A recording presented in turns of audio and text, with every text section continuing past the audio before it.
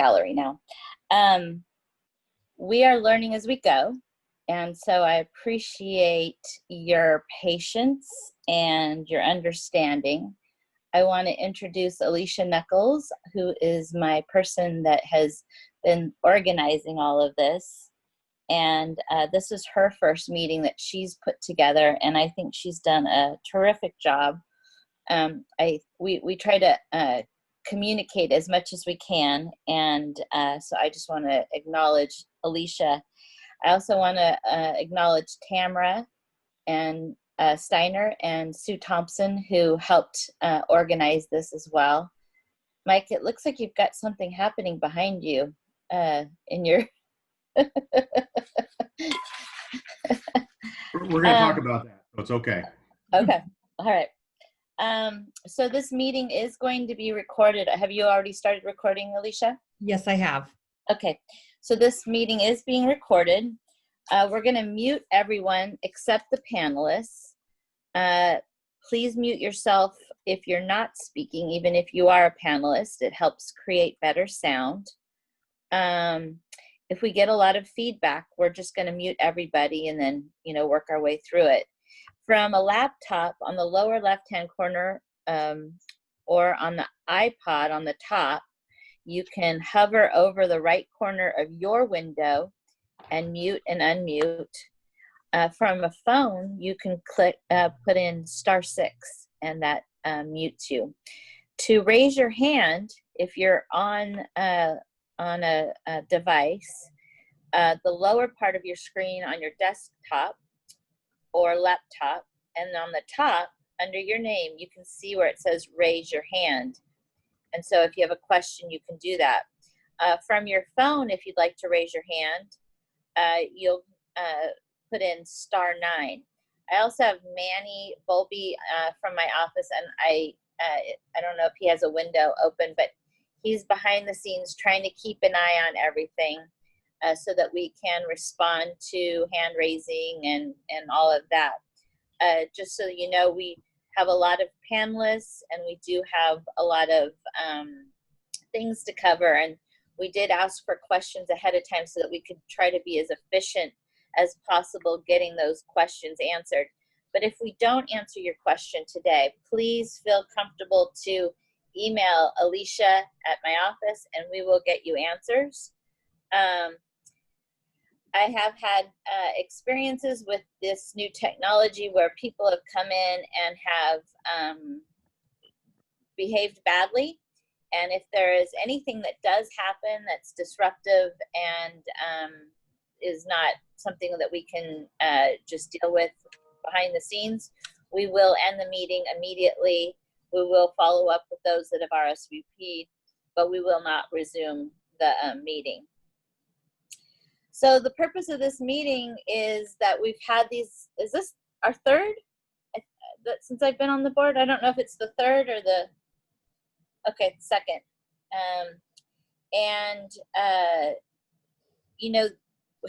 We're in unique times between COVID-19 and sheltering in place and, what's happening as far as, whether we start to open up things again. There's a lot of uncertainty, there's a lot of disruption, and on top of that, we've all experienced what power shutoffs and fire season can do to disrupt our lives as well.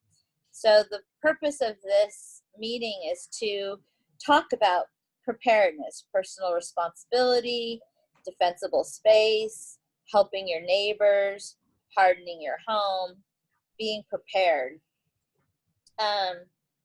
The wildfires in California year to date are up 60% over this same time last year.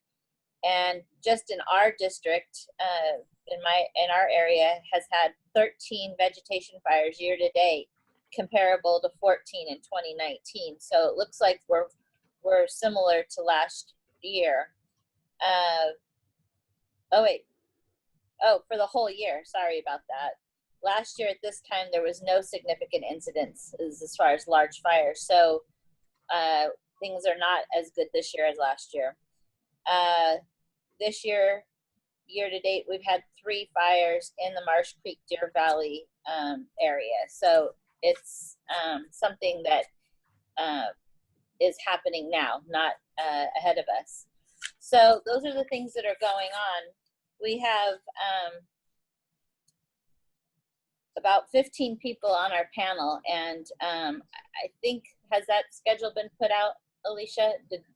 The schedule was put out to the panelists themselves, but not to not to everybody. Okay, so I'm just going to go over just to kind of give you kind of an idea of what we're going to cover, and then we'll introduce you to the people as they start to speak. So the first group of folks that are going to speak would be our East Contra Costa Fire Chief, Brian Helmick, our Deputy Chief of CAL FIRE, Mike Marcucci, our Battalion Chief, Ross McCumber, is on the phone to back up everybody, and we have Fire Marshal Steve Aubert.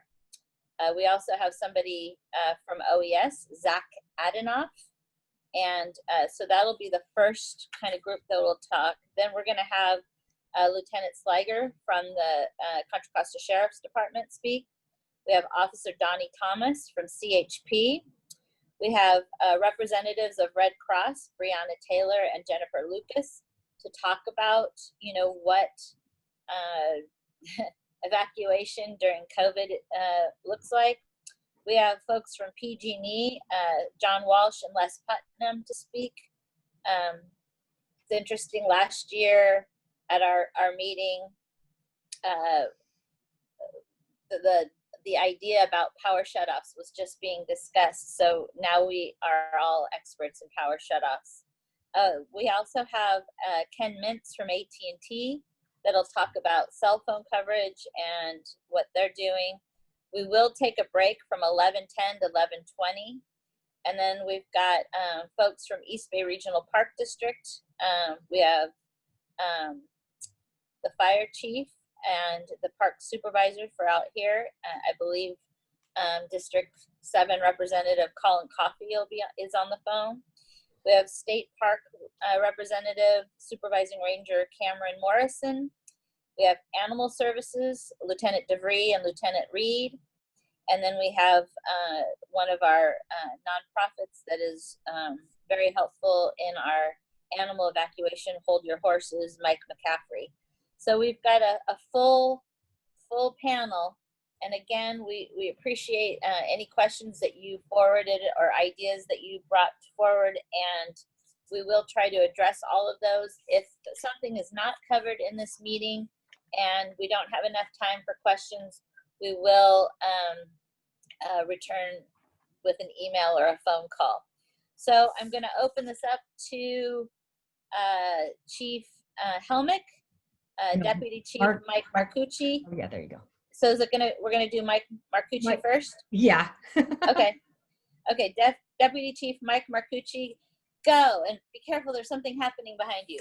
I see that. Thank you, Supervisor, and good morning, everybody, and welcome to Fire Season 2020.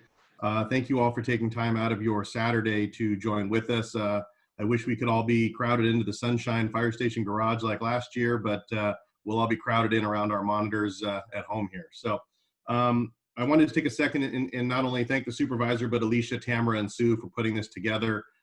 It's a pretty good effort to put this together in the garage at Sunshine. It's even more Herculean to do this on a Zoom meeting. So thank you, ladies, for doing that for us this year.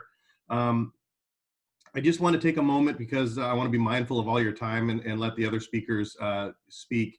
The reason that we are doing this is basically for the picture behind me. That's the 2013 Morgan incident. This picture is taken from the peak of Mount Diablo at the summit of when we were able to stop that fire there. So while we are doing a lot of this information sharing and communicating, the main purpose of this is to hopefully help prevent wildfires in the Marsh Creek Morgan Territory area. And if we do have something along those lines, how do we take care of you, our customers, in this community that we all love living and working in? So just a couple of things real quick, and all these things that are going to be touched on by other folks, but we're going to be getting out, doing our inspections again with COVID-19. We've got some new hoops to jump through. but we are intending on coming out and looking at all of your properties. That'll be addressed a little more by Fire Marshal Aubert. We'll be talking about that as CAL FIRE will be working in concert with East Contra Costa Fire to get those done this year. As far as Sunshine goes, Sunshine is as always is up and running with the one engine. The second engine will be coming online. If I had a crystal ball, I would say the 1st of June. If not, maybe the 8th of June. We'll be at our full staffing and ready to go. CAL FIRE as a whole is in our ramp up phase right now. I'm hiring to open up all of our fire stations in the 5 counties that we serve on Monday, so day after tomorrow. They'll be training those firefighters for the week, and on the 25th, I'll have 13 engines available.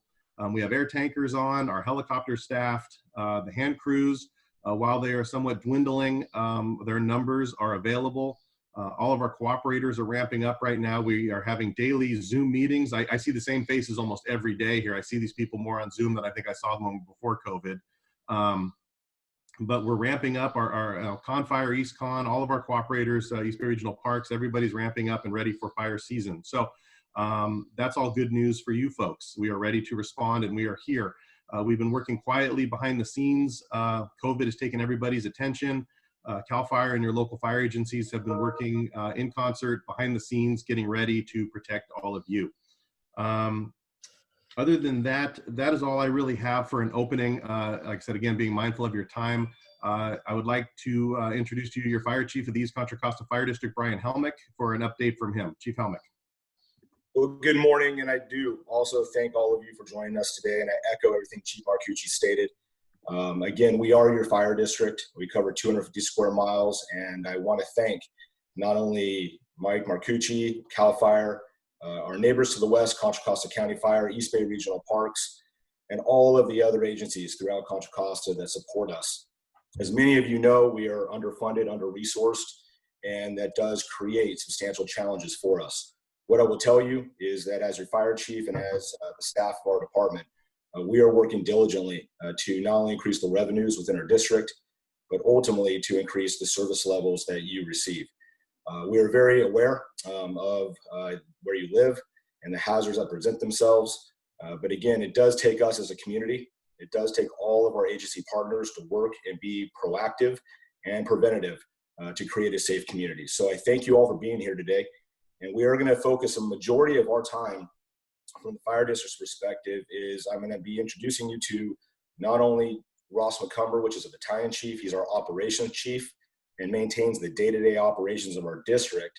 And he'll provide you an update from his perspective.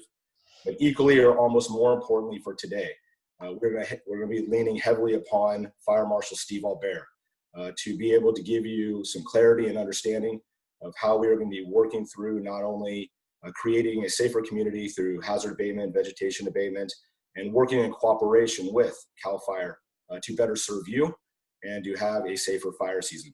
The last thing I want to say before I transfer it off is I really hope this is a conversation starter. I want all of you individually to know that as your fire chief, I'm available to you. And I don't facetiously say it, I'm available to you 24/7. If you don't have my phone number, the supervisor's office does. I'd be willing to meet with you individually and or collectively as we are trying to inform, educate, and serve all of our jurisdiction better. And we know we have a long way to go. So with that, again, I'm privileged to serve all of you. We're looking forward to work with you throughout this season. And again, my staff and I are available for you 24/7. With that being said, I'm going to be transferring it over. And I also don't want to miss, thank you, Supervisor Burgess, for putting this together. Your support has been outstanding for the 3 years I've been here as a fire chief. We couldn't do what we do without you, so thank you. But with that, I'll transfer it over to Chief McCumber and then Albert, and obviously I'll be available for questions afterwards. Chief McCumber. Good morning, everybody. Can everybody hear me just fine? Perfect. My name is Battalion Chief Ross McCumber. I've been with the East Contra Costa Fire District for just about 20 years now. I took the operations chief role about 3 years ago when I was promoted to battalion chief. One thing that I think most of us on the panel are aware of, but maybe not all of our citizens are aware of, is that we are a 3-station fire district. Those 3 stations cover 250 square miles and over 115,000 residents. We also expect that when the census gets returned this year, that our resident population will show an increase too. However, we have not increased fire services due to budgetary constraints and lack of funding in our fire district. So what this means for everybody in the Marsh Creek Morgan Territory corridor is that I have 3 engine companies running almost 8,000 calls a year. That's 8,000 service calls. Every year, it keeps rising. We have a small increase and a small increase every year, but we are not able to increase our fire protection. We are not able to increase our staffing or our funding, any of that. So while we have a problem compounding, we have been staying the same. So what does that mean for everybody that lives in that area? What that means is we rely heavily on CAL FIRE as a partner. We rely heavily on Contra Costa County Fire as a partner. Because of this heavy reliance and because of how busy we are, there can be times where we may only be able to send 1 engine to a vegetation fire in that area because they may be the only ones left, because I might have 2 other engines responding to calls already in different parts of our district. Or it may be that there's nobody coming, and people like Chief Marcucci have to gather a ton of their resources to send to the Marsh Creek Morgan Territory area to help extinguish a fire, put out the fire, and rely on the neighbors from those surrounding agencies. To go back to what Supervisor Burgess said right at the beginning, last year at this time, we had already responded to 14 vegetation fires. This year, we've only responded to 13, but that's not, last year, those 14 fires, none of them were significant. They were small, tiny fires. This year alone already, even though we have shown a similar number of fires, we've already had a 150-acre fire on the back end of fire. We've already had multi-acre vegetation fires on Marsh Creek Road and in that hole from Deer Valley Road to Morgan Territory Road. We had a lack of rain. It's been very dry, except for apparently this weekend. We're getting a little bit of rain starting tomorrow. But the overall weather situation this year has already caused fires to burn and grow to multiple acres. So the picture that I'm trying to show everybody in this meeting is your fire district, the East Contra Costa Fire District. We have a lack of resources, and we have to rely heavily on our surrounding partners to be able to assist and help us extinguish these fires before they get rapidly out of control. And as we know, after last year during the Marsh Complex, if we get a multi-fire situation in this Marsh Creek Morgan Territory corridor, it is going to strap all the resources in this county. So what does that mean for the residents? What that means for the residents is you have to be resilient. You have to harden your home. You have to protect yourselves, because one, our district might be strapped already on another incident. We might already have calls gone, and the CAL FIRE engines that are up there might be really waiting for more resources to come from far and wide while we're busy doing something else. Or the fire situation like the Marsh Complex becomes overwhelming immediately, and we are strapping resources left and right from everybody in this county and surrounding counties. So what you need to do is protect your home, harden your home, be able to take care of yourselves, because there is a lack of resources in this area. So at this point, I hope I've put together something that everybody can understand about this. But when it comes to hardening your homes and fire protection, I'm going to turn it over to Fire Marshal Steve O'Bear at this point. He'll be able to explain further this process and how everybody here can help themselves. And prior to Chief O'Bear starting, Brian Helming, the Fire Chief, one thing I want to echo is this, is that as your fire district, we do have an agreement with CAL FIRE called the Amador Agreement. And it's a very important agreement. We invest and we work with CAL FIRE to ensure that that station remains open throughout the year and in winter months. So I just want to highlight and let you know that we have budgeted and we plan to budget in years to come the cooperative agreement working with CAL FIRE to ensure that we keep that station open. So we do have 3 stations. We do work with CAL FIRE. They're considered our resources during the winter months, but during the summer months, they are primarily assigned to state initiatives, which get very dynamic and complex. So I just want to ensure you that although we say we have 3 stations, CAL FIRE is an extension. They are a very good partner, and they've served this area well. And I just want to let you know that is going to continue in the years to come. Chief O'Bear. Thank you, Chief, and good morning, everybody. As many of you know, I just walked in the door last year when we first had this meeting. So now we're about a year into it. And if you haven't received a letter, you probably have heard about a letter that was sent out to all property owners throughout the district, mainly trying to educate and inform everybody what the standards are and the timelines are all the way across our fire district.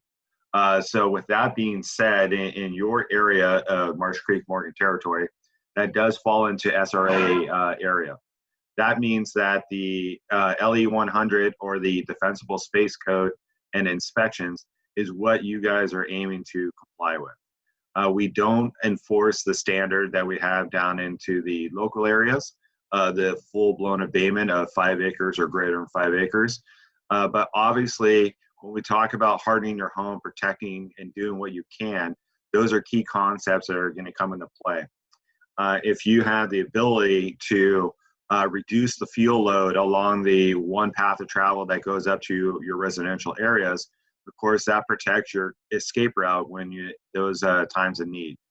So with our partnership with CAL FIRE, they will begin their inspections of all the properties for the LE 100 inspections, beginning as well on June the 1st. If there's a time that the complaint needs to be filed, we have launched and will be launching this year as of June 1, our own East Contra Costa Fire Protection District app that any resident or any agency will be able to go on either through our website or onto the app and actually file a complaint for us to actually go back up and follow up on. The letter, of course, was meant for more of an education piece, but it does fulfill a legal requirement outlining specifically what are the potentials and the future outcomes that could happen.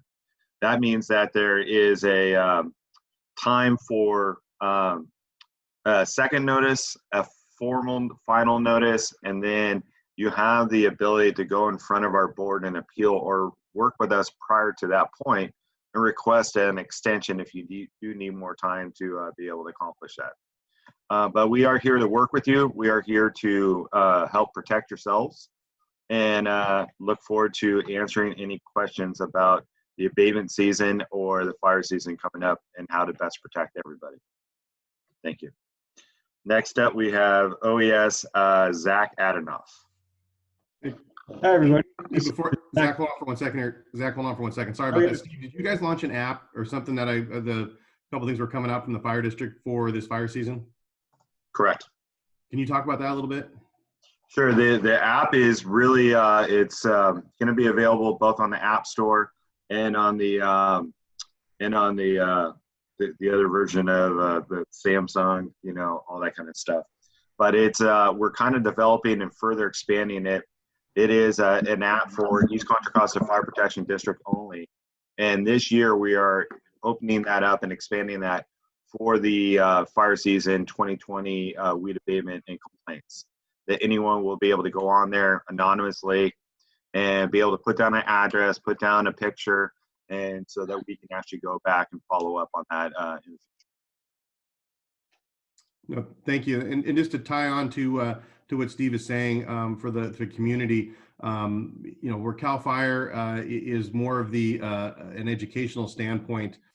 For us to enforce is always difficult, so we do partner with East Contra Costa for that. So all these tools are at your disposal. I know one of the biggest concerns, especially from folks that I've spoken to before this meeting, is about the weed abatement out in the community. So please reach out to all of these resources. There is avenues to get these things done, and we will partner with not only with CAL FIRE, but also with East Contra Costa to hopefully come to a successful resolution on any of those issues. So thank you, Steve. And then on the Chief Marcucci, so what this means is that if it comes down to the point where we get to the final abatement notice, we've gone in front of the board requesting that, hey, there's a property owner who refuses to partake and agree to abate their property, mitigate it, make it safe for everybody else in the community. We do have the authority to send out an abatement contractor and following up on that and actually lien the property for the cost of those services provided. So when we talk about what's the furthest extent that we can actually take it, it could potentially still lead to citations and fines and a lien against the property owner if they choose not to comply with the regulations. Okay. Thank you, Steve. Zach, I'm sorry to cut you off there. Please, Zach Adenoff from OES, please jump in. All right, thank you. Actually, it looks like a couple more questions for y'all jumped up in the chat. Yeah, So, thank you, Yeah, Jack. I was just looking at that. Sorry about that. Okay, so, oh, go ahead, Diane. There was a little bit more, people want you to go into more detail. They want to know if there's more teeth in the code. How do we as neighbors deal with someone that's not in compliance? You know, the processes sometimes take longer than the fire season. And so they're really frustrated. And they're asking that you use layperson speak rather than code talk. And there was even a question that was related to does abatement include manure piles? Sure. And make sure I'm off mute. Okay. And I'd love to. I didn't know if you want to wait till after for Q&A or we can go into detail right now. Yeah. But, yeah, I don't know that we're going to have a lot of Q&A, so try to get as much content in first, and that way we can, yeah. Sure. So when we talk about the abatement process, and more specifically the Marsh Creek Morgan Territory area, we are talking about that defensible space code. And that involves, protecting your home all the way out to 100 feet away from your home. That is the regulation that can be enforced up in that area. So there's different criterias from 0 to 5 feet, where we try to have no combustibles up against the house whatsoever at all. We don't want that mitigating, crossover going inside the eaves of the house or penetrating through the windows. Then there's the next section that goes out to 30 feet out. And then there's further all the way out to 100 feet. We do have guidelines available on our website, as well as CAL FIRE has a great information on defensible space on their website as well too. And when we talk about abatement, that letter actually serves as the first initial notice to all property owners. So in that process, as we put that out, we have given everybody till the end of May to come into compliance and give them the opportunity to mitigate them themselves before we have to actually step in. CAL FIRE will be going out, doing those inspections, and they will be reporting back into us if there's anyone found to be outside of compliance. At that point in time, that's when the second notice will be sent out. And at that time, they have 10 more days to comply before we go to the final notice. And at that point, we'll be walking into, going into our July board meeting and seeking the approval of our board to actually send out our abatement contractor and go abate it ourselves. We do know every year, that I have seen more and more abatement along the Marsh Creek Morgan Territory area. But we also know that it's a major, major hazard up along that area, especially with all the dry grass and everything going on. So that is why also our more aggressive approach has been taken this year in shortening those timelines that we legally are able to do and capitalize on early abatement and trying to mitigate that threat so we don't face those same challenges and task both our local resources that are well underfunded, under-resourced with only having 3 stations, but furthermore, putting CAL FIRE when they are definitely chasing down and going to fight fires all the way up and down the state. Next question that came in was, can they hire the abatement contractor of ours? We do have on our website, if you look onto the East Contra Costa Fire Protection District website, we have a list of resources available of all different abatement contractors. We, of course, we can't recommend anyone in particular, but we do provide a list out there to give you a head start and be able to talk to some of these people, be able to take a look at them and see if they can help you get out there, work those areas, and be able to help you gain compliance. That looks like, hopefully I addressed about the manure piles. As long as the manure pile is managed appropriately, that's where, you have to really kind of, take in personal responsibility.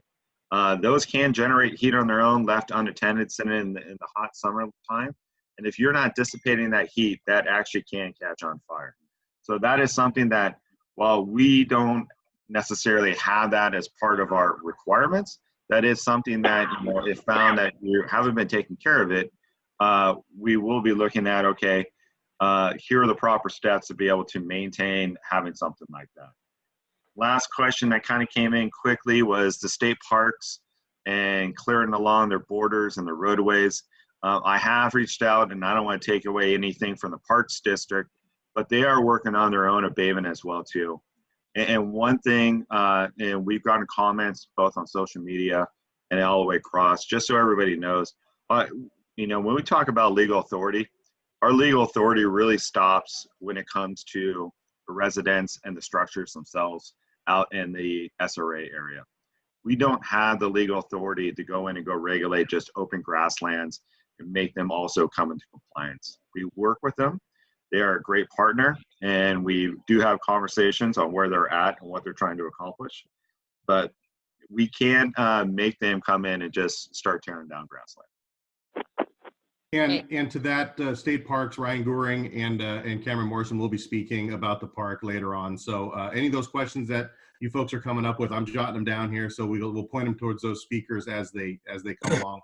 Also, Chief Helmick and I have posted websites into the chat if you're online regarding the CAL FIRE websites and the East Contra Costa websites, both very, very full of ideas and suggestions and helpful items there for you as we move forward. It's a great time with everybody being sheltered in place to get that work done. So make Fire Marshal Bear's job and our inspectors a little easier for you. So thank you, Steve. I think we're good to move on to Zach now. All right. Good morning, everybody. Let's see. This is the part where usually, if we were there in person, I would ask everybody who has signed up for the community warning system to raise their hands. So I'm just going to assume that most of you did, but for anybody that didn't, the community warning system is the system that the county uses to inform people of when there is an emergency in their area. I'm actually posting the website to the chat. It is cwsalerts.com. It's what we'll use to send out warning messages in case there is an evacuation in your area. So that's sort of the quick and dirty description of the community warning system. It does work off of cell phones and internet connection as well as landlines. So it will send you a text, it will give you a phone call, and it will send you an email in case anything is happening. So please, that will basically be your first line if there is something that happens in your area. And so sort of diving into what the Office of Emergency Services is doing, it's makes my job kind of easy at this point to talk about what I do because everybody who actually does most of the work is on this call. So I don't need to take away don't need to take away the thunder from Red Cross. Obviously, fire has talked. We have law on here. We have public works. My job is to help everybody kind of coordinate and talk to each other, which we already have underway. Let's see. Fire and Red Cross and our social services responsible for mass care and shelter. Everybody's already started talking about the evacuation process in the face of the COVID-19 pandemic. So we're already moving ahead with just how things have changed in kind of our new reality. So that's a lot of what we're looking at during an actual evacuation, since that's one of our main focuses for your area. Is my job is more or less, like I said, to get people talking to each other and to coordinate between, we'll say, fire and public works and just get everybody talking.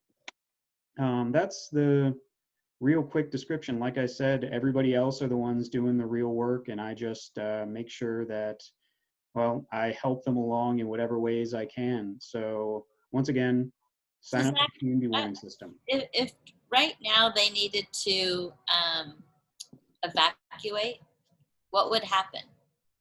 So the first step would be that the fire department would contact the community warning system, and the community warning system would then send out an alert to everybody in the affected zone.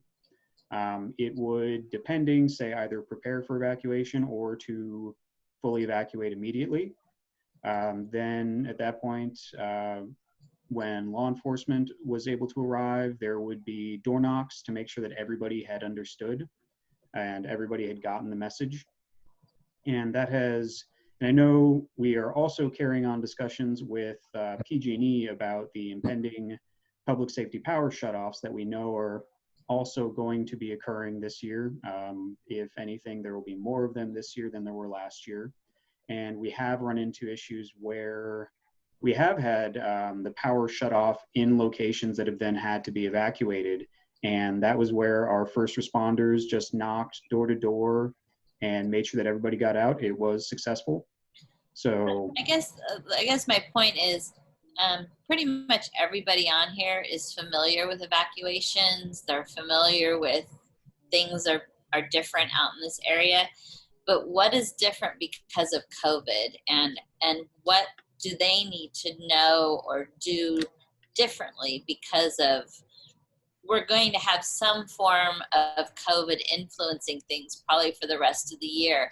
So what is different than it has been in the past? Or can you even say that right now?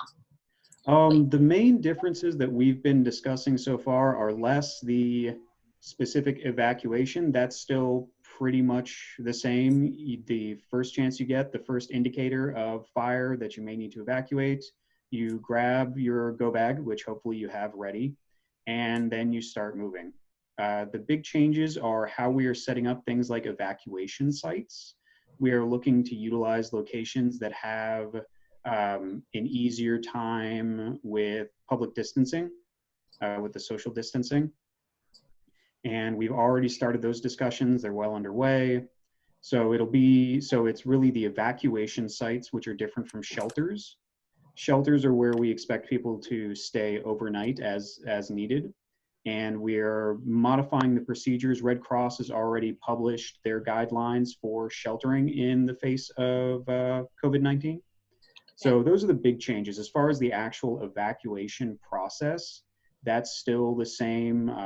If there is a need for buses or public transit, which doesn't factor into this area as much, but we are talking to our transit agencies about what needs to happen there. So, but for the most part, the actual evacuation is mostly the same. Okay. And we will have Brianna Taylor talking about what that looks like with the Red Cross in a few minutes. Anything else, Zach? Luckily, that's all I can particularly think of at this point. Once again, community warning system, CWS alerts. Please prepare, have your go bag ready to go. Yeah, and just leave at the first signs. Please don't block the roadways, just stay one direction, because we do need to be able to get fire apparatus and other first responders into these areas. Besides that, I think that's pretty much everything I've got. Thank you very much. All right, we'll move on to Lieutenant Brian Slager from the Sheriff's Office. Yes, good morning, and thank you for the invite to this forum. I was looking forward to it. I'm probably one of the newer faces that everybody's seeing here today. I did take over for now promoted Captain Jason Haynes at Valley Station. I've been there just under a year, been with the Sheriff's Office for just over 15 years. I did respond out last year to the multi-fire incident at Marsh Creek as one of our officers of the day and was part of the command post. So very familiar with what can take place out there and how the sequence of events need to be followed and what we need to accomplish. When it comes to Valley Station, we work hand in hand with our Delta Station out in Brentwood.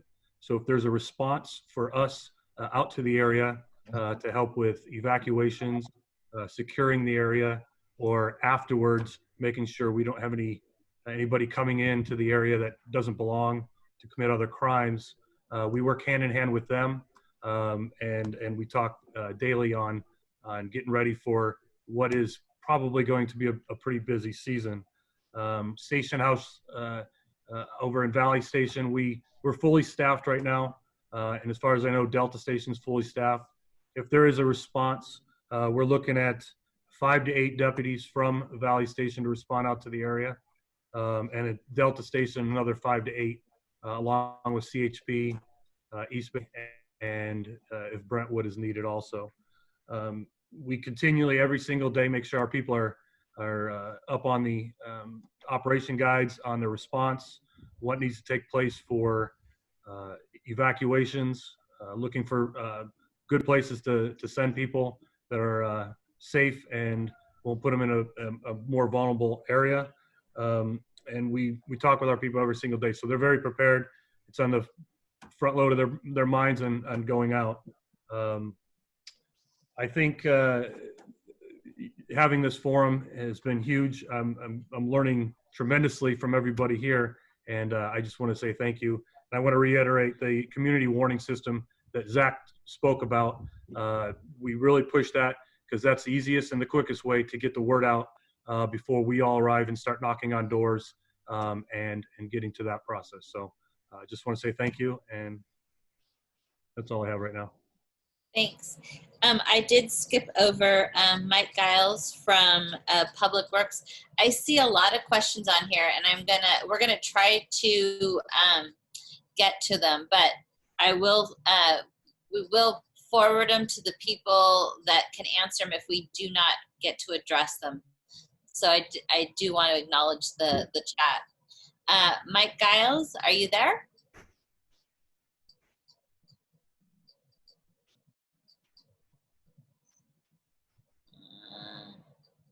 Do you see him on here, Alicia? You're on mute, Alicia. Yes, I found him. Hang on just a second. Gotta unmute him. Here we go. Oh, did it work? Mike? Oh, maybe Mike, can you hear us now? Hang on just a second. Okay, hold on. Aren't you glad you're not having to do this, everybody? I am so proud of Alicia. He's unmuted. He is unmuted. Mike? Okay, Mike.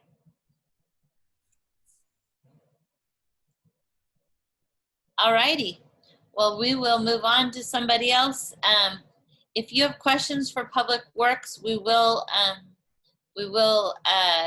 capture all those questions. If you could put your email or at least make sure that the name that you're using is connected to the name that is on the chat. Alicia will try to, or Manny will try to get those questions to the people that you're sending them out to. So we will move on to Officer Donnie Thomas from CHP. Supervisor, real quick, there was actually a really good question from Tamara Steiner. Okay. About, it's just regarding getting a list of seniors, disabled, or others with mobility issues, or those with poor or no communication. That's actually something that we really try to push with our outreach through OES and the community warning system, is that people really need to be in communication with their neighbors. So it is not, we cannot put out acquire or put out a list of people with mobility issues. It's really, we call it's neighbor taking care of neighbor. Mm-hmm. So that's where it is good in the face of an evacuation to go and very quickly check on your neighbors, make sure everybody heard, know who in your neighborhood has mobility issues, who may have difficulties with communication. So that's what we really encourage everybody to do when preparing for evacuations, is just really, getting to know your neighbors, know who may need help, and talk to them beforehand. Yeah, we just had a senior town hall, and we missed you, Tamara, at that. We have worked with several organizations, and we are trying to find a way to identify those. We've had so many incidences, particularly in Morgan Territory, and so we're trying to work with folks like Meals on Wheels that service seniors that are, more at home, and other organizations, so that we can at least know who's where, so that we can activate.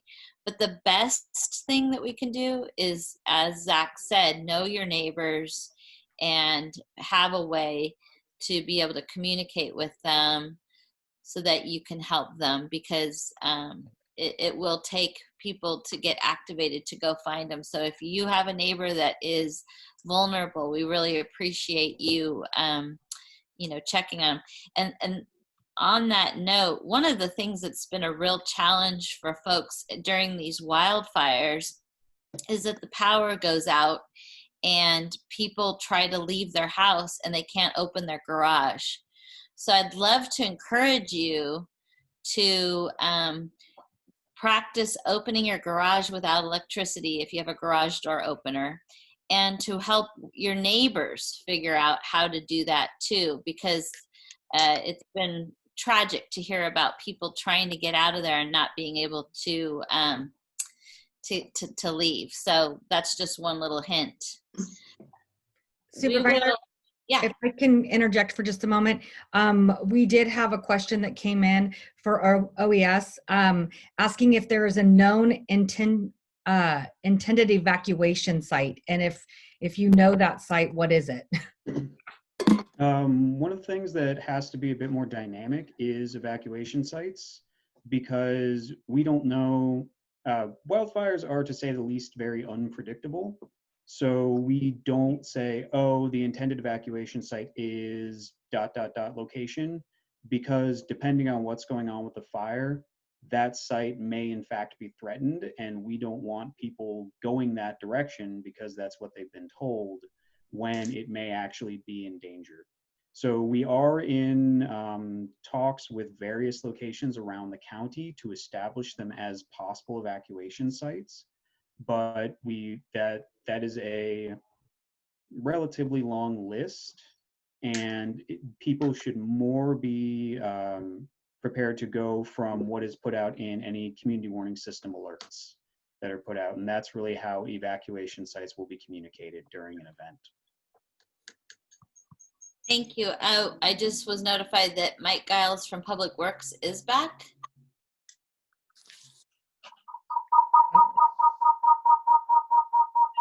Oops, sounds like we're having some technical difficulties. Okay, go ahead, move on. All right, so we're gonna move up back. Yeah, and he's unmuted, so just so you know. We're gonna go on to CHP Officer Donnie Thomas.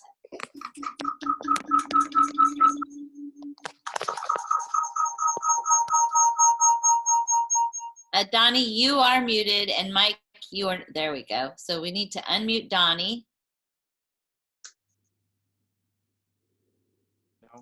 There we go. Cool. Okay, hello everyone. Thanks for letting me be involved in this, the meeting here.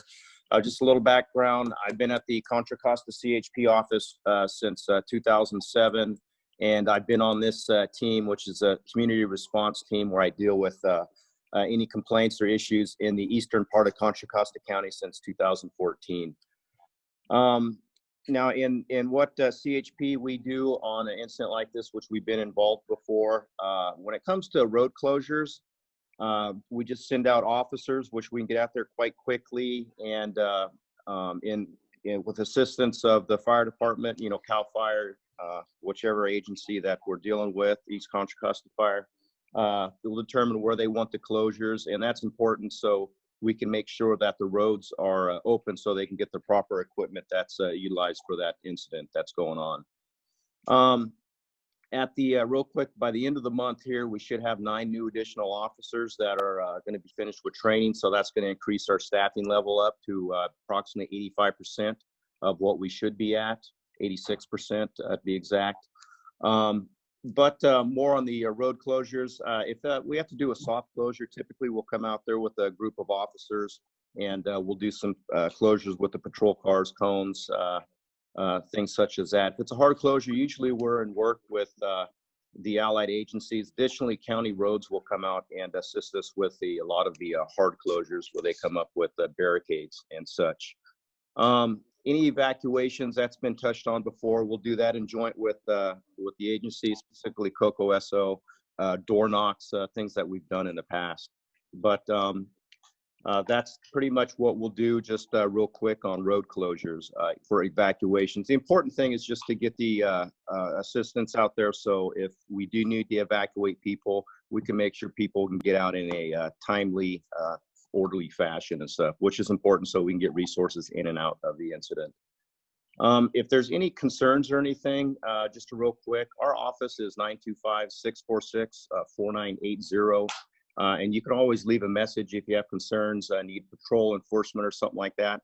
Marsh Creek Road, on a quick touch, is a difficult area to do enforcement, specifically in the areas where there's no shoulders and such. It's very difficult to make U-turns and do such things. But if there's any concerns, feel free to reach out to me, leave a message to our office there. And they're very quick at sending me an email or giving me a phone call to get in touch with anything. So thank you for letting me be involved in this. Thank you, Donnie. And we've had some meetings. We are looking at ways to do some things on Marsh Creek that'll allow someone like Donnie to safely do enforcement on Marsh Creek Road. And I appreciate the neighbors on Marsh Creek and Morgan Territory working with us on that. Okay, so I can interject one thing, Supervisor. There was an invitation from Mr. Daly for Donnie to come and sit in his driveway with a radar gun. Thank you, Mr. Daly. Donnie, do you want to talk about that? Yeah, specifically what, like the enforcement? Yeah, the challenge, because I mean, I've sat and talked to a couple of the CHP officers, and we've been trying to brainstorm in ways that are safe and able to do that monitoring along enforcement along Marsh Creek Road. Yeah, the difficulty, I've done some last week. I was out there and I had another officer out there by Round Valley Park on the straightaways. It's somewhat simple to do some enforcement out there because you have long stretches of roadway where we can either pull someone over for an enforcement stop, or if we have to, make a U-turn on those. But you start getting in more windy locations. There isn't a place where you can safely make a U-turn. The speeds on that road at times during the commutes, we do know, do increase on that roadway. People do drive a little recklessly at times. And if you've got someone, I've been on that road and I've had someone driving, in my opinion, recklessly go in the opposite direction, but there was no way that I could safely make a U-turn or drive at a high rate of speed to catch that individual when you got to wage concerns of other the public safety. You know, am I going to drive 100 miles an hour to catch someone to give them a speeding ticket, and my chance of heading onto someone, colliding with them, dramatically increases. Additionally, we've got a lot of bicycle pedestrian traffic on that roadway too, so that's very difficult, and you got to keep that in consideration. But you know, we have had talks, like Diane said, where we've brainstormed ideas of putting in cutouts, I guess you would say, some areas where we could make a enforcement stop or additional space to make a U-turn without having to do like a 3-point turnabout on a blind curve. And that's, you know, that's going to take time. You got to go through the engineering process and things such as that. But, you know, hopefully with the additional officers, you'll start seeing some of the officers here will get, instead of rolling out with maybe 6 units a day, we'll roll out with maybe 10 units, so we can get a unit out there and say, hey, go out there and do an enforcement for an hour or so out there on Marsh Creek Road. Just sometimes even seeing a unit in the presence of something will dramatically curve people's driving behaviors. So hopefully that kind of addressed some of the information or the questions that that you had right there. Thank you, Donnie. And, you know, there was a comment about cigarettes and fire safety. We do have some signs on the road. We did probably have a lot more traffic. Well, I don't know if we had a lot more traffic, but we've had more traffic, particularly around Round Valley. And the county put up some signs to kind of try to deal with that. And the cigarette butt thing is a deal. And we probably will be putting something up about cigarette butts and all of that and driving safely. So we will work on that. We are about 15-20 minutes behind, and so we were going to take a break, just letting the panelists know We're going to skip the break, and then we're going to try to get tighter into the schedule so that we can stay on course. The next speaker would be Brianna Taylor from Red Cross, and I believe she's joined by Jennifer Lucas. Yes, it's just me here today. It's Brianna, and I'm a volunteer with Red Cross. I've been with Red Cross since Hurricane Katrina, and Morgan Territory and Marsh Creek are certainly something I'm very familiar with, as we have opened up shelters for fires there before, and I've worked those shelters. So we do know that disasters don't stop during this coronavirus outbreak. And Red Cross continues to deliver their mission of preventing and alleviating human suffering in the face of emergencies. We continue to respond to home fires. We're preparing for evacuations and sheltering during this fire season, working, as Zach said, with fire, with emergency management, public health, and we serve at the request of our government partners. You'll find that evacuating and sheltering, particularly in a COVID environment, is different.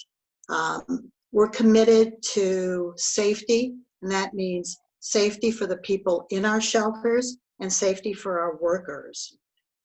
So we're working very closely with public health, following CDC guidelines, so that shelters are a safe place for you to come to. And evacuation sites are a safe place for you to come to. These locations may look different than they have in the past, but everything will still be very similar. Locations may be different. We may use outdoor locations. We may do non-congregate or congregate sheltering. There will be a screening process in place for everybody entering a shelter. There may be an isolation area for those people who are coming to a shelter but who may have a fever or don't feel well. We will be asking people to wear masks. There'll be additional space you'll find between cots, enhanced cleaning and disinfecting practices. And what we really want you to think about is planning now, as Zach said. We really want you to think about your neighbors, those family members who may have access or functional needs. Make a plan with them. Decide how you can help them. We want you to think about also, what are you going to do for your pets? Pets, large animals, and I'm sure animal control will be talking more about that, animal services. But that's really important. It's important that you have what you need when you're asked to evacuate your home.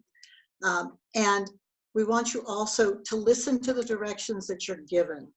Yes, we do have locations. We are working on setting all of those up, but it depends on the specifics of what's happening, what we decide to do. And that will be conveyed to you. Make sure you are a part of the community warning system, NICSL. Listen to the instructions that are given to you, and then please do follow them. Red Cross will be there for you. We will be at the evacuation site. We will be there to help you. We will be opening up a shelter. It may take us a little while to do that in this environment because, as I said, we want to make sure that everything is done with the utmost safety in mind. You also can go to redcross.org and learn about some wildfire tips that may help you to prepare for that. But we will be there to help you. And if there are any questions, I'll be happy to take them now or later. I want to help you catch up on the time frame. So that's what we will be doing. Thank you. We will share contact information for all of our panelists, and any extra questions that we're not able to cover, we'll forward and get people taken care of. I just want to say, as I'm looking at everybody that's speaking, that's following this, you all are looking at people that aren't just doing their job, they are leaning in. These people, everybody that's talking, I can tell you, these people lean in and they are looking at ways to do a great job, and they care deeply about this community. So I just want to acknowledge that. Okay, so we're going to move on to John Walsh and Les Putnam from PG&E to talk about shutoffs and what they're up to. There's John. Yeah, good morning and thank you. I'm going to let, my name is John Walsh. I'm a public safety specialist, PG&E. However, I no longer cover the Contra Costa County area in the realm of gas in electric. Les Putnam is going to lead our discussion, and I'll be backing him up. He does. I think he'll show up here shortly. Les, you on there? Yeah, I'm here. Thanks, John. Awesome. Hi, everybody. My name is Les Putnam. I'm a public safety specialist for PG&E. A little bit about what we do and what we're doing for this upcoming fire season. We have reorganized the public safety team within PG&E. We used to be separated between gas and electric. We now are doing both parts of the utility company. So John Walsh will handle all things PG&E within Alameda County, and I handle all things PG&E within Contra Costa County and Solano County. So we've been preparing for our public safety power shutoff program for the 2020 season. Since January, we've upstaffed, we've hired additional public safety specialists. We are the point of contact for the county OES division during a PSPS, and so we provide local information on the current PSPS situation to OES, and that disseminates through all the other agencies within the county. A number of things have continued since last year with our PSPS program.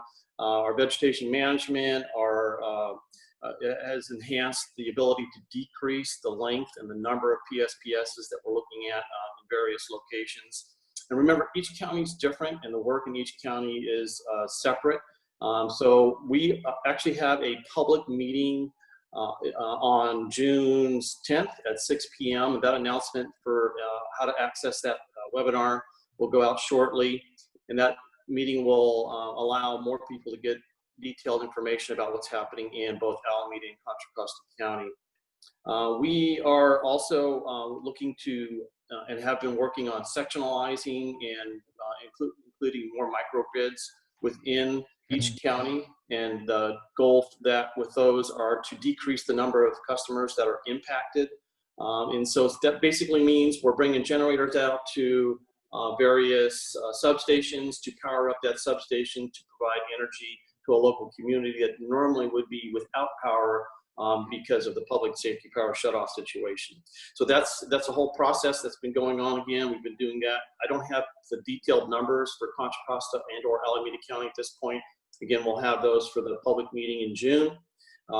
We've been continuing with our hardening project, which includes undergrounding in some areas to decrease the number of public safety shutoffs. So our goal for this year is to decrease the number of PSPSs, decrease the size of the PSPSs, and the duration, and make it a shorter duration. We have a lot more resources this year than we've had in the past, including aircraft and crews that are going to do initial inspections immediately. We'll also have infrared detection that's going to allow us to do our inspections in the evening. And so all hours are now going to be available to us to do inspections of our facilities before we turn the electricity back on. We're working on community resource centers in each county. Contra Costa County will have 3 fixed facilities within the county for community resource centers. These are locations that have generation, cooling, heating, depending on the weather, and allow for basic necessities for people to charge batteries and get information, as well as some basic staples such as snacks and water and things like that. We will also add a number of outside locations given the COVID-19 situation. We're preparing for that. So those will be located in different areas of the county, providing those resources during a PSPS event. We have weather stations throughout the county, as well as high definition cameras for early detection and micro weathering of our system to allow us to guesstimate and get better information about when we're going to be shutting off electricity and the time span that that's going to be working with. So a lot going on. Again, I encourage you for the general public to attend our June 10th meeting. We also have a May 28th meeting for all Contra Costa County agencies, and that includes OES, police, fire, any city environment that wants to attend that meeting. If you haven't gotten an invite for that, please let me know. I'm happy to send that to you so you can attend that meeting as well. That meeting is closed to the general public. And that's all I have. I want to keep it as brief as possible. John, do you have anything to add? I have a question. Les, I've heard that PG&E has also satellite, and that some of the time you're actually able to detect fires before they're even called in, and you're able to be ahead of some of this. Is this correct? That is correct. We have satellites that are able to detect fires in typical low acreage, so anywhere from 1 to 5 acres. We can detect the heat signature from those and make local notifications as necessary. And we are collaborating with both Cal OES and Cal Fire using those satellites as well. So that's another resource that we have that we didn't have last year. So it does, it's a great resource to help all fire agencies determine where these fires are early on and catch the fires in their incipient stage.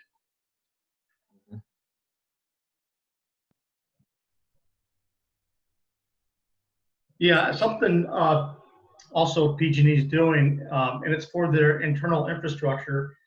They have, they're developing 40 Type 6 engine companies in the service territory. And Type 6 means it's a small, mini little fire truck. And what they're doing is they're doing a lot of work with the crews that are doing hot work in the field. On certain days, we can't do work unless we have these crews on site to help deal with the fuel and the probability of ignition.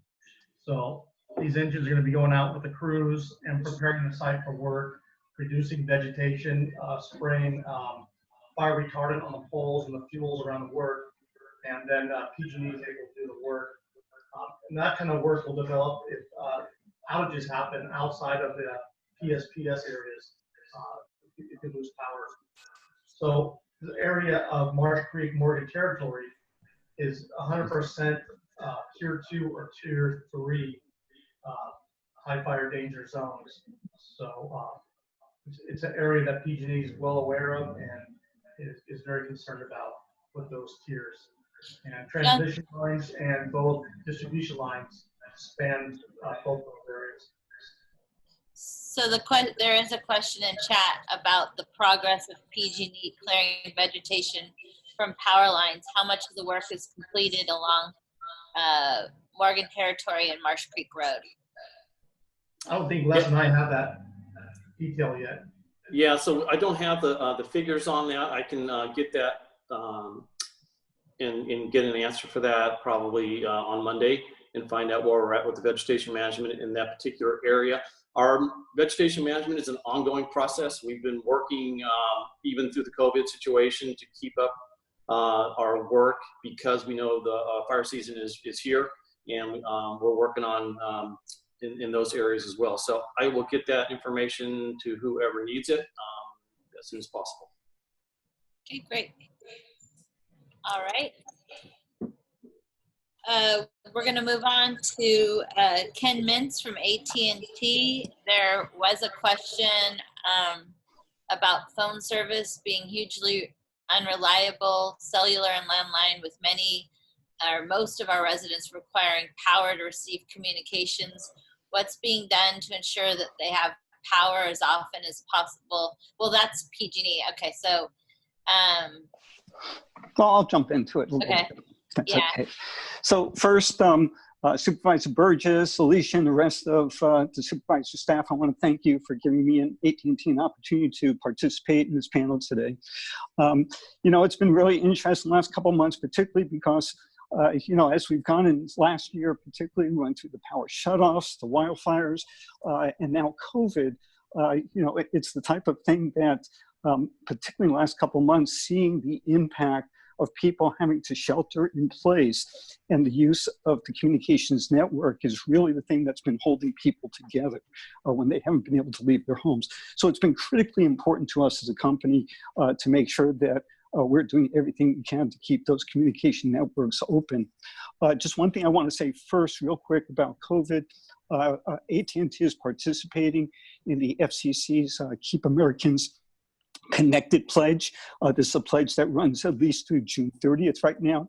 What that means for communications networks, We're not going to terminate a postpaid wireless home phone or broadband service to residents at this point in time. We will waive late payment fees during this period. We're also waiving domestic wireless overage charges for data, voice, and text, as well as keeping our public Wi-Fi hotspots open for all Americans, not just those who are AT&T customers during this period. AT&T is listed as an essential service. So what that means is we're continuing to deploy both wireline and wireless services during this period, as well as any future power shutoff and wildfire situation. And that means making repairs, continuing to improve service as best as we can during these periods as well. And as well, we're keeping our stores open to meet customer needs, because we realize even if we have the network up, if you don't have what you need to be able to deploy the network, you need to find a way to get it. You can also get to us clearly online, but our stores are available for support through pickup and delivery type services. When we get down into the wildfire season and potential for power shutoffs, one of the things I wanted to point out is that AT&T in the last couple of years now has been building what's known as the FirstNet Authorities Network. This is an interoperable system for safety responders across the country, similar to what we've had here in Alameda and Contra Costa County with the eBricks network. What this is a separate network that's used by first responders. That includes fire, police, sheriffs, ambulance services, that sits above the residential network. What that means to residents, however, is part of our contract with the federal government for this program is to make sure that we've made it available across the entire country. And so as we're putting in that additional layer of network, we're also making modifications to the regular commercial network. So we should be continuing to see improvements there as well. We work with Cal Office Emergency Services, OES, whenever there's some type of natural disaster, including power shutoffs, we get notified. When it comes to keeping the wireless system up and running, and we had to do this last year with the disasters, we actually brought in truckloads of generators to hook up to our large macro antenna sites to keep those running. This year, we've established caches around the state, so we'd be better prepared for that as it occurs. The other thing that we're doing, however, is we're supporting legislation at the state level. It's called AB 2421, which would help expedite the local permitting of generators, temporary generators, that we would then be able to plug into these sites. One of the things that we found was, and it's nothing against local control, however, we were finding difficulty in getting generators hooked up to our existing large antenna sites. So legislation is pending right now, which would help to speed up the process of getting those temporary generators in place to make sure that we can continue to provide service. The other thing that I would just mention is that, part of us keeping the service up is to make sure that you have the capability yourself. So if you are in a landline service, if it's old landline, then we do run power over those copper wires to your phone, and they should work during any kind of a power outage. If you're working off of, which most people are these days with landline phones, a voice over internet type service, at that point, what you should have is a battery backup unit at your home. It won't keep your internet going, however, it will keep your phone running. And then for wireless services, make sure you keep your wireless phones fully charged, have a charger backup available, maybe even a couple of those, maybe one in your car, for instance, so that you will not run out of power. And as said with PG&E, when these kind of events occur, we do support Red Cross as well as OES in providing services like chargers when services are set up for a community as far as a shelter. So those are some of the things that we are working on. As I mentioned, as we're working particularly in rural communities right now, beefing up the network, because we find we're trying to keep up with both the coverage and capacity needs on particularly the wireless network these days, as more and more people use that as their main form of communications. So let's see. Yeah, I'm not unmuted. I'm watching some of the chat, and there's a lot of different. I want the PG&E folks to be in on this too. Some people are using landlines, which wouldn't normally require electricity. But if they're using the digital landlines, which requires electricity, then when the electricity goes out, they don't have. And then when they need to depend on cell, the signal is so poor often, particularly if the power goes out to that cell tower. It's very, very challenging. And so you've got a combination of all kinds of people here, whether they're depending on landlines, depending on the digital, or depending on cell, or any combination. And I don't know if Zach wants to get in on this as well, but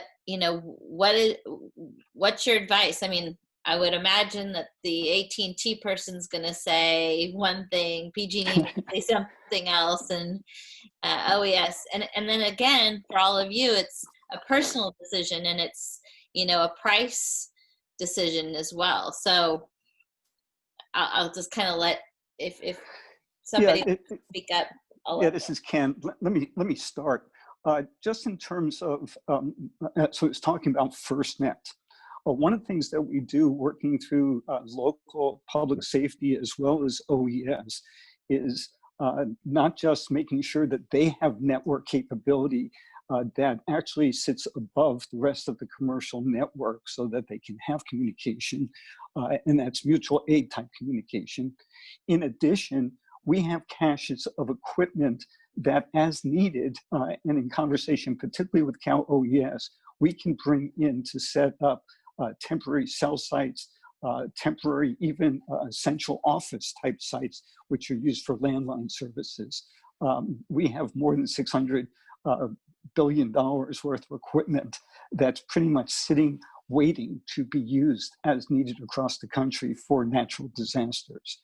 One of the issues, I'll just be frank, one of the issues that we do face during these large scale outages is setting the priorities for who gets help first. So, for the wildfires, most of the big impact has been on the North Coast and North counties and serving those areas. However, like I say, we work with the OES organizations. So as we find out about the issues, we do deploy our services and do what we can to make sure that our systems stay up and running. One of the things, just one more quick thing I'll say is, one of the things we did last year, for instance, when we had problems with landline services, we actually changed the vector, as it were, of our cell system to point it down into Morgan territory more strongly and up the power of that system temporarily to make sure that we can increase the capability on at least a short-term basis. Mike Marcucci, you've often been beloved as the mayor. And so as someone that has had to do a lot of responses to this area, and you're very familiar, I'm not asking you to endorse a company, but if you lived out here, what would you do as far as telephone service and all of that? It's tough, and I think Tamara and I have been talking about this for hours and hours over the years that we've been working together, and everybody else out there on the Morgan Territory side. It's tough.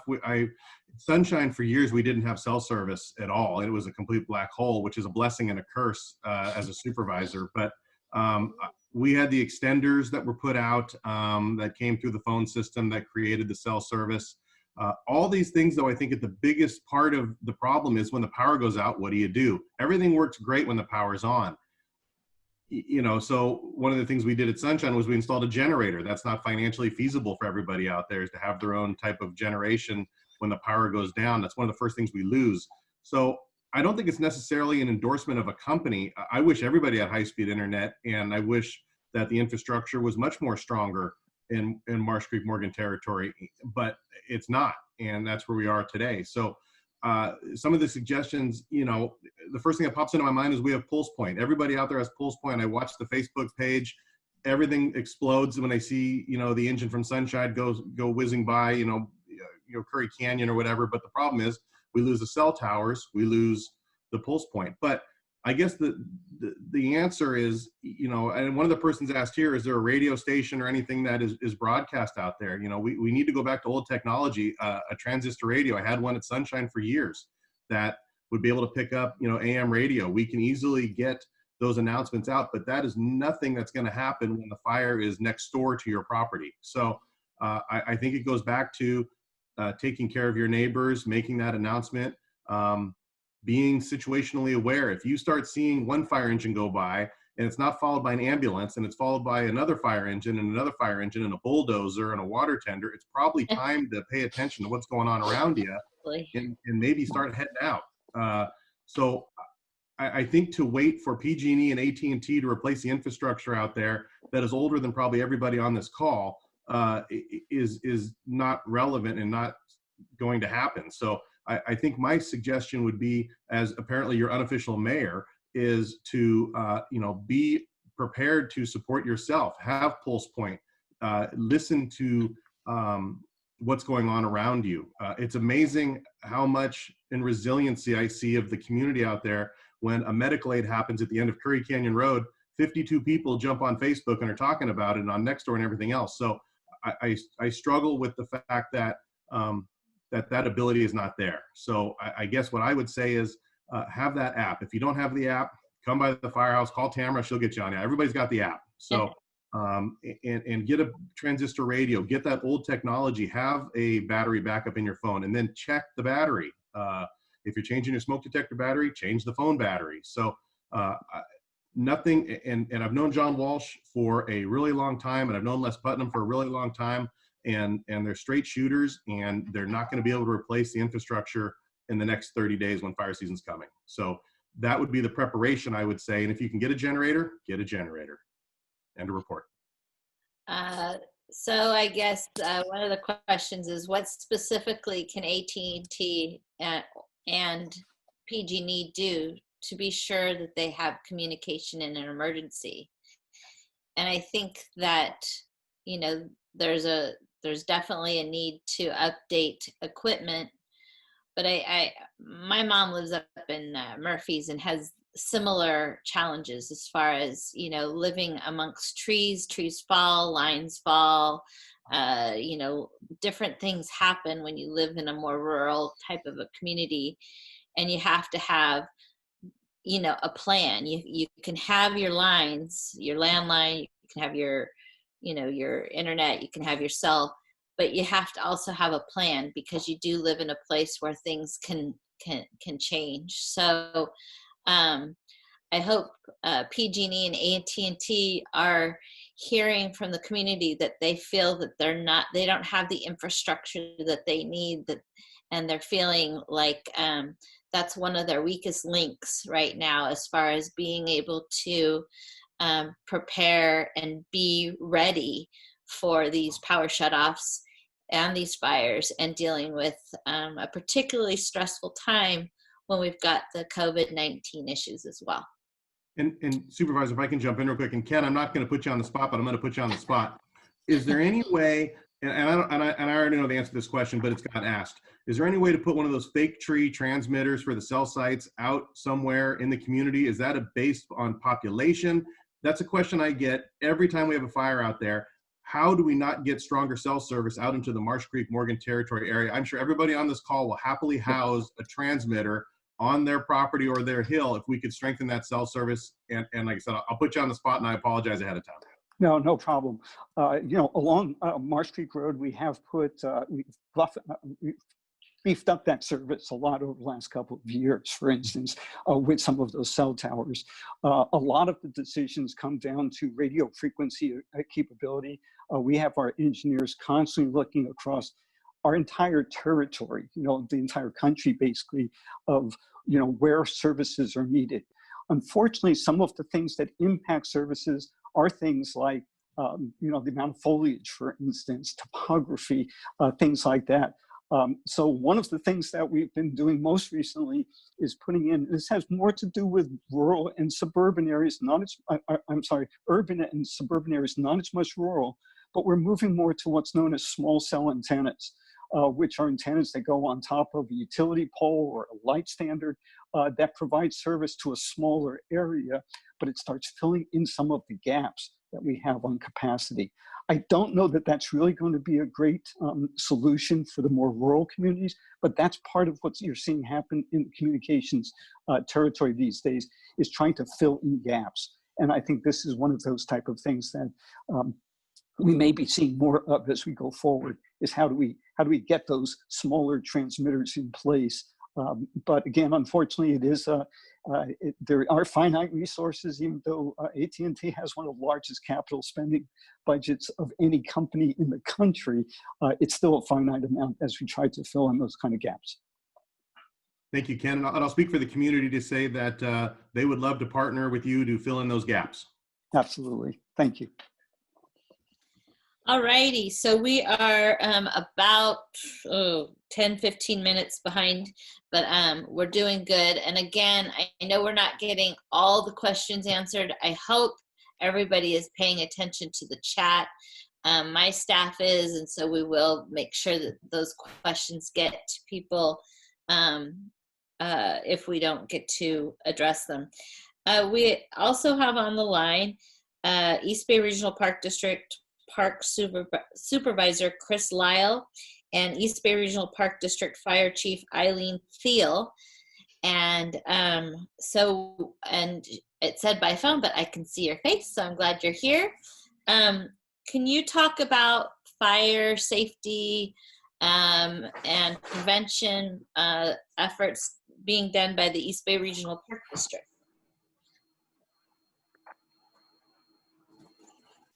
Sure, am I unmuted? Is that Eileen? Is that Eileen or Chris? They are both unmuted. Go ahead. Both unmuted. I can give a brief overview. Okay. So thank you for letting me be present and speak. The East Bay Regional Park District has a pretty comprehensive program. We have the Wildfire Hazard Reduction Resource Management Plan that covers a specific area within the Park District that runs pretty much from Richmond all the way down to Anthony Chabot and Lake Chabot, which does not concern the area that you are in. But Park District has been doing fuels reduction work since the 1960s in various ways. And so one of the ways that we hit the very large grassland areas that make up East Contra Costa County is through grazing program. So that helps us tremendously. That's where we differ from some other districts, is that we have grazing that goes on constantly. We also have a fuels reduction crew that we've just added.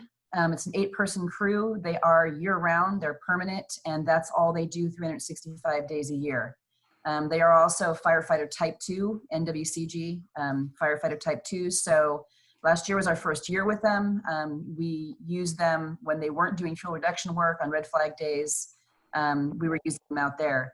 The other thing that I think is kind of not very well known is the Park District has a very comprehensive fire danger weather operating plan. And it's something that's been signed off by CAL FIRE. We're constantly looking at it to reevaluate it. But what that does is it communicates internally and externally. So we communicate externally on our website. You can find out what parks have restrictions, and the restrictions are placed on different parks. They're activity level restrictions. They're placed on different parks depending on the weather. We have 5 RAWS stations, which are remote weather operating stations that send information up into the universe, and that CAL FIRE gets their readings from, and we get our readings from as well. When we get those readings, and those happen daily, we broadcast them internally to all of our staff not just the fire department, but also all of our operations staff. So that's the rangers that are in the fields in the different parks, that tell them what restriction levels are for that day and what the restriction levels will be for the next day. So there are times when we actually close the park, but most of the time what we do is we restrict the activity. So if there's contractors that are working in our parks, we shut them down. And even if it's fuel reduction work that's happening in our parks, we shut that down. No off-road driving, no barbecues, even if they're gas barbecues of any kind in our parks. So, and that's something that is checked and rechecked on a daily basis. So when we do close a park, so that our constituents aren't surprised by it, we do put it on the website, and that's updated daily throughout fire season. Also on red flag days, we staffed 24 hours instead of the 10 hours regular, and then we notify CAL FIRE that we are available for them. We also have been enjoying the last 20 years an assist by hire contract that we have with CAL FIRE. So in other words, if they need us, they have us. And we have a lot of other kind of area specific MOUs that we have. So that's kind of just a real quick and dirty view of our park district and our fire department and our fuels reduction work that we do. And with that, I'll turn it over to Supervisor Lyle. Good morning, and thank you for having me here today. My name is Chris Lyle. I'm with East Bay Regional Park, and two of my parks that I oversee are Morgan Territory and Round Valley. Wanted to start off with some exciting news. This year, I was able to hire a full-time park ranger for Morgan Territory, which brings us up to a crew of 4 out in the field, covering approximately 16,373 acres of open space. Another thing that's new for us this year is we received a second tractor. This is a light one, very lightweight one that in conjunction with a lighter trailer can be towed by one of our pickup trucks and allow us to keep up with the fuels throughout the season, even if we get late rains and a second, third, or fourth regrowth throughout the parks. As Chief Tiley mentioned, we use grazing to manage much of the fuels throughout the district, and through Marsh Creek and Morgan Territory, we pretty much graze 100% of those lands. With the new tractor, and when we do get the new trailer to go with the new tractor, we'll be able to supplement and or enhance along the roads, etc., to maintain those fuels. Excuse me. So far this year, we've mowed Morgan Territory and Round Valley stagings and some of the areas along the road and fences and perimeters along Marsh Creek and or Morgan Territory roads. Back in 2019, we received an abatement notice from CAL FIRE for 301 and 302 Lydia Lane, which are next to the Round Valley staging area. And so we aggressively went out and cleared vegetation and mowed the perimeter. Vegetation-wise and trees around the structures we shouldn't have to touch for a while, but we continue to mow around the perimeter and have completed that for this year. And then grading. I have already processed contracts for Morgan Territory and Round Valley. They've been, they've been accepted, and the contractor's received his notice to proceed. We'll be scheduling once he's finished with his prior commitments and when they have opened the Miwok Trail through Los Vaqueros after the Golden Eagle closures, allowing us easier access and connectivity between the two parks. That's about all I got for right now. We're going to continue to go out there and work on the abatement of all the fuels. Great. There's a few questions on here, and some of them are more specific about their properties. They're the kind of questions that people would ask afterwards in person. So I'd like to ask you to kind of look at that. Shauna, with your creek area, it'd be good for you to reach out to Chris and give him specific information of where you're at. And then Lauren asked about the emergency phone working at the Morgan Territory staging area. It wasn't working the other day. And then there's a general question about who's responsible for weed abatement in the creeks and on the creek banks. Did you mention Deer Creek on the first one? No, that was updates on Deer Creek area, or it was the first one was just questions in general about the creek bank and bank embankment, Shauna. I think it's Shauna, or is it Shanna? She's answering. Shayna. Shayna, sorry, I want to say it right. And it's Thiley, not Thiel, so I got that right. So I think she needs to ask specifically about her area, and so I'd like to connect you two with Chris, with Shauna, and then just in general, the question is about who's responsible for weed abatement in the creeks and on the creek banks. And then the last part was the question regarding the emergency phone over at the Morgan Territory staging area. Okay. Along the creek banks, if it's on our property, that would be myself and my staff. If there's a particular area of concern that she wants to point us in that direction, we'll take care of it.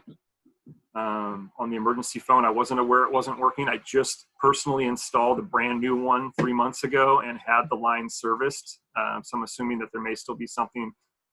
It's hit or miss with the phone lines up there. They'll be serviced. They take care of it. It sounds great for about a week, and sometimes it kind of just goes away. I know on other properties, some of those lines have fallen from the power poles and are on the ground, like say through Los Vaqueros area and some of the private areas. Okay. So we'll take a look into that phone again. And then, yeah, if she can point out what areas are of concern in the creeks, we'll go out and take a look at it and take care of it. All right. And so we'll connect, if you want to put your email address into the chat, Chris, that way she can reach you. That would probably be the best. I also just want to acknowledge that Director Colin Coffey from East Bay Regional Park District is on the line. He represents this area and wanted to make sure he heard what was going on. So I just want to acknowledge that he's here. Thank you for inviting us, Diane. Sure. Okay, we're going to move on to State Park Supervising Ranger Cameron Morrison. Hi there, this is Cameron from Mount Diablo. A few things that we've got going on here at Mount Diablo is we do have a new equipment operator. This is the first time that we've had a dedicated equipment operator in about 6 years. He's already started the program and he's out grading a lot of the roads on the east side of the park and the south side. Otherwise, we are looking at starting our fire weather soon, which restricts what's burned by campers in the park, by day users in the park. And this is primarily due to the fact that we've had about a half as much rain as we normally do at Mount Diablo to this point in time. And then some of the other things that are going on with PG&E is they're almost completely done with a fire hardening project at the park where they've replaced over 100 power poles. They've installed covered power lines, and this has been a project that started just in January. So they were able to get a lot of work done quickly because of the dry winter, and the poles were easy to access for them.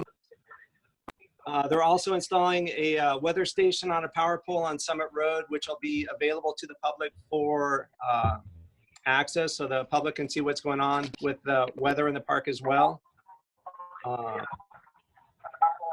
And one of the things that we get asked often are by homeowners that have property adjacent to Mount Diablo State Park is how they can basically reduce the fuels on the park property that are adjacent to their property. We do have a process for that. I can put my email in the chat, so if anyone has questions on that, they can contact me. I can provide the form. Otherwise, that's we've been doing a lot of the roadside vegetation clearing throughout the park as well. That's been a project that we've been working on for a little over a year. So those are primarily the paved roads within the interior of the park, Northgate, Southgate, and Summit roads. And our goal there is to keep a fire from starting, and if a fire does start, it doesn't become something that's unmanageable. But that's about all I've got. I see that we also have Ryan Gehring from State Parks that joined us. Ryan, did you want to say anything?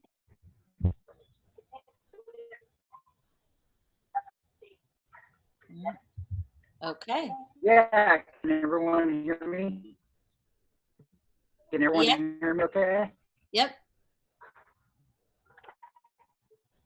Can everyone hear me okay? Yes, we can hear you. Okay. Yeah, thank you, Supervisor Burgess and Alicia for putting this on. Just wanted to, all right, thank you. Just wanted to give everyone an update. Thanks, Cameron, for the fire update on just on what's going on with the park and the COVID and our closures. So currently we're on a soft closure, and we are looking at doing phased reopening of all our state parks. So we do have a phase plan for Hey, Mount Ryan, I'm sorry, Diablo, Ryan, and your sound we're looking at opening up soon. We're hoping. It just really depends on the county and the restrictions with stay-at-home orders. But basically, the next step in our phase is to open up with day-use vehicles coming in the park, with restricted camping, and then the next phase after that would be to allow camping. And yeah, okay, I think I have a poor connection, so well, I'll just thank you guys for Cameron's. Thank you, Ryan. Your sound is a little difficult for people to hear, but I appreciate all you do. And we will share your contact information for people to be able to reach out to you. Cameron, is there anything else you wanted to cover? Some of what Ryan was going to mention was that we are doing updating our fire management plan, both for Mount Diablo State Park as well as John Marsh State Park. We're currently, we have that on the radar. We're starting work on that soon. We hope to get it done fairly soon. It's, you know, a revision in a lot of ways. But with that, we're also looking at the possibility of working on some of the existing fire roads out on John Marsh State Park, which borders Marsh Creek Road, Deer Valley Road. So we're just looking to maintain the roads out there to provide easier access to firefighting equipment. And that's about it. As far as what he was mentioning about the COVID closures, we are currently at a soft closure for most state parks. Mount Diablo is in a soft closure, which means that we don't have any parking facilities for the public. This is county by county basis, based on the shelter-in-place protocol. And our goal will, once the shelter-in-place has been lifted, to allow us to open for day use. We will open for day use. As the shelter opens further, we'll start opening for camping.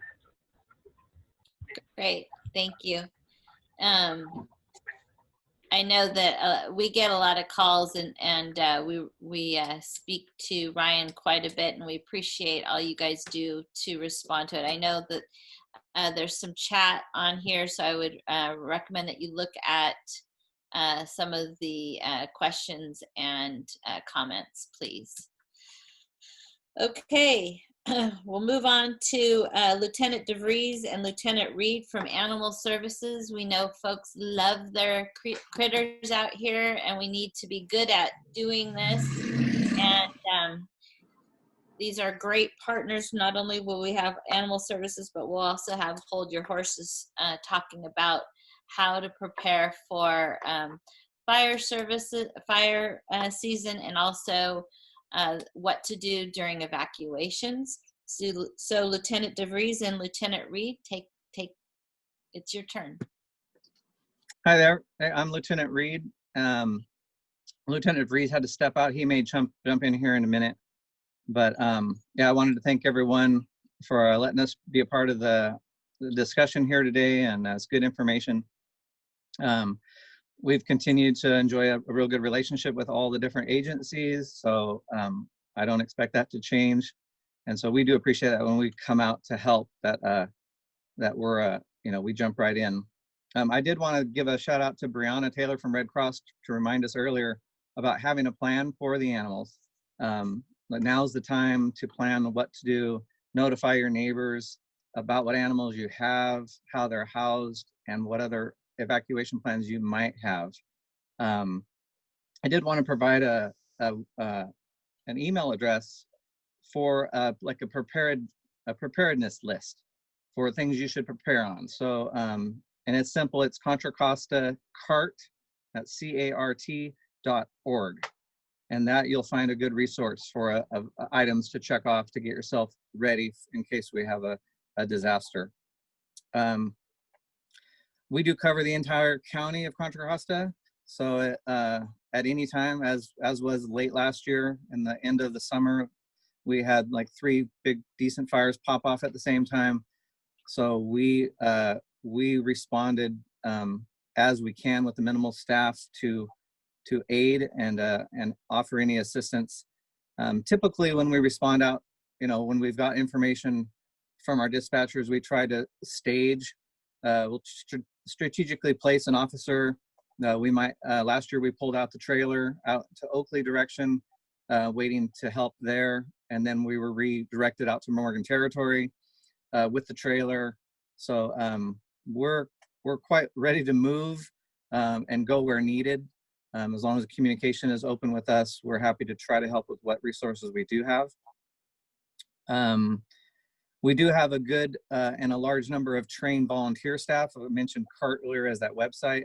We do partner with them quite well, and they are trained up well, led well, and ready to help in the case of an emergency. We just need, it's a phone call away, and they're there to help.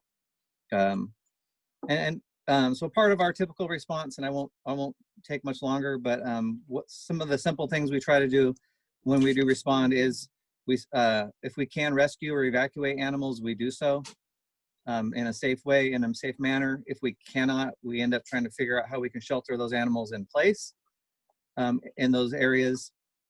From there, we try to set up feeding stations or staging areas in the area, and we can redirect people. And CART usually helps with that part and with the moving of some of the animals to those locations where we can shelter them and then feed them, water them. If everyone doesn't know, we do have the ability to set up temporary shelters and in locations. We do have emergency trailers that we can bring out. We can set up temporary stray animal shelters.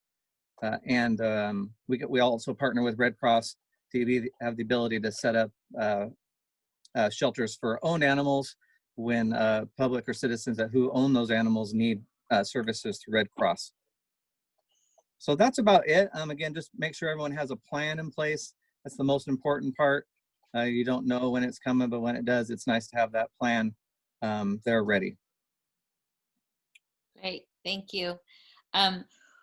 We're a little bit behind, so I'm going to move things on, but I do want you to know that all of these resources we will send out to all of the folks that registered. So you'll have these contacts and these links for this meeting. And this, again, I mentioned earlier, this is being recorded, so people will be able to look at this later. And if you're watching this after the fact, please contact our office or use a PDF that'll probably be linked to this meeting to get other resources. Our last person that's going to speak is Mike McCaffrey from Hold Your Horses, and then I'm going to give you a couple other things on my list, and then I'm going to have Chief Mark or the mayor talk about close things up. All right. So, Mike McCaffrey. Okay, thank you. Thank you. For starters, being one of the local resources, Hold Your Horses is a nonprofit. We're a non-government organization. We're here to provide that additional help and support not only our public safety agencies, our fire departments, our sheriff, and animal services, but we've started in on a little bit more during this time of shelter at home. Hold Your Horses team members have prepared 3 videos so far. They've covered not only what Hold Your Horses does, but how to spend some of your home time being in shelter, going online, finding some virtual training, not only in skill set that you can learn basic CPR, first aid, AED, stop the bleed, but we've also identified several courses that FEMA has offered. I'm not going to go into all of this right now, but I will just go ahead and offer up that Hold Your Horses Contra Costa is our Facebook page. We have 3 videos that are prepared, that are ready to go, the last of which supports our fire service efforts as far as prevention, preparedness. I believe that we've identified several resources in support of our East Contra Costa County Fire and our Diablo Battalion out here for CAL FIRE. So what we need really to do is to stay involved with you all. If you go onto our Facebook page, you have questions, we'll provide the answers. How do you get us in the event of an emergency? You can call us direct. We have an emergency dispatch number. But since we work so closely with fire, with sheriff, with animal services, we work with them.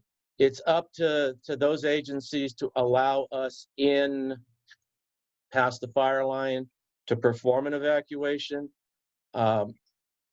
More so in our Marsh Creek corridor, Morgan Territory area, the roadways are so narrow that the preferred method is going to probably be to shelter your livestock, your animals in place.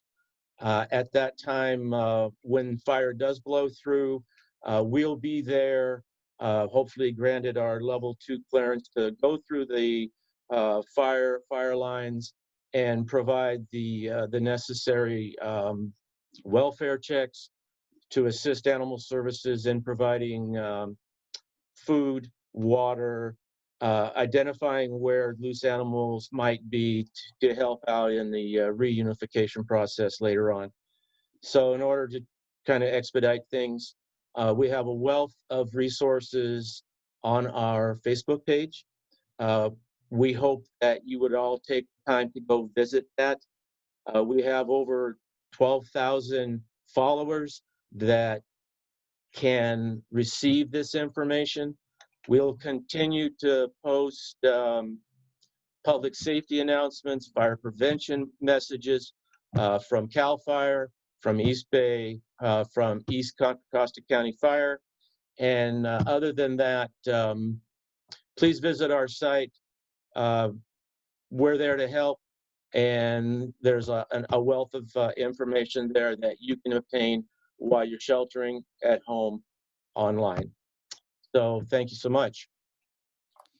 And thank you for all you do. I really appreciate folks being here. I know that it's an awkward, and I hope you don't feel frustrated. I would imagine there's a little bit of frustration because you don't get to do the same type of interaction you would be if we were all together, especially afterwards. You could go talk to people, and it's also kind of nice just to see your neighbors and your friends. So I know that this doesn't replace that, but it does give you a chance to kind of get some updates.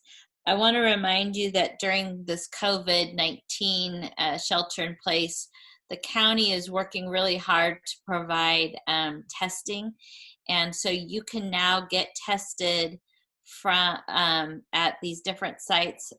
Alicia will be sending the link. All you do is you can call or go online to register and get tested for COVID-19. You don't have to have symptoms. So that's available. I want to remind you that census is still going on. It's really important to be counted, everyone, and in the right place. And currently, Clayton has already met their previous 2010 numbers as far as self-response rates. Contra Costa County is in second place as far as all the counties in the state, and we did not invest as much as a lot of the counties, but we have a lot of people that are making it happen. So please tell your neighbors, please make sure you go on and get counted. And then the last thing I wanted to just remind you of is that there's occasionally issues related to mail theft, and there's something called USPS informed delivery. You can go on and it will tell you what mail is going to be delivered to you so that you can keep an eye out on what's going on. I really appreciate my staff working hard on this. This is not, this kind of a meeting is not easy to do, to make sure that you get as much as you can and also keeping it safe. I want to thank Tamara for being the ultimate advocate for her community, and Sue as well. And Mayor Marcucci, I'm going to let you close this meeting. And I just want to echo what the supervisor said. Thank you, everybody in the community, for taking time out of your Saturday to do this. My hope is next year to greet you all personally at Sunshine, hopefully with a bounce house for your kids and a barbecue to enjoy or something along those lines. But I just want to leave you with this. And we're talking about defensible space, which is where this whole meeting originated from. So defensible space isn't just about helping us protect your home when we get there for the fire. Defensible space is about helping you protect your home before we get there. You know, we have continual struggles in East County with the amount of engines we send and all those types of things, and fires move quickly. And if you drive down Marsh Creek, you'll already see some blackened acres. Those acres were mostly blackened before the engines from East Con and Sunshine arrived. So you have to be able to have that buffer in place now to help you help yourself. If I have 15 homes threatened and I have 3 fire engines, that's going to be a struggle for us. So having that defensible space is crucial. And so we will help you get to that point. Please reach out to my staff at Sunshine Station. Please reach out to Fire Marshal Aubert. We are here for you, and we will be with you every step of the way. So with that, I'll turn it back over to the supervisor. Thank you for your time, and everybody be safe and enjoy this summer. Yes, be safe. And thank you for all you do. You're a great community. Have a wonderful weekend. Thank you.